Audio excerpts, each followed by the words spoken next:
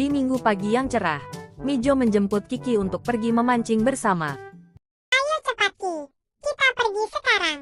Wah, cerah sekali pagi ini ya, Jo. Bawa ikan yang banyak ya, teman. Udara pagi memang menyegarkan. Aku rasa kita akan dapat banyak ikan. Aku harap begitu. Mijo dan Kiki terus memancing. Mereka sudah menangkap banyak ikan. Mereka memancing sambil asyik mengobrol. Sampai lupa waktu pulang. Mereka juga asyik berenang dan mandi di sungai. Hari sudah sore Ki, ayo kita pulang. Ya, ayo Jo. Mijo dan Kiki pulang ke rumah masing-masing. Mereka membawa banyak sekali ikan. Mereka mengayuh sepeda sambil tertawa bahagia.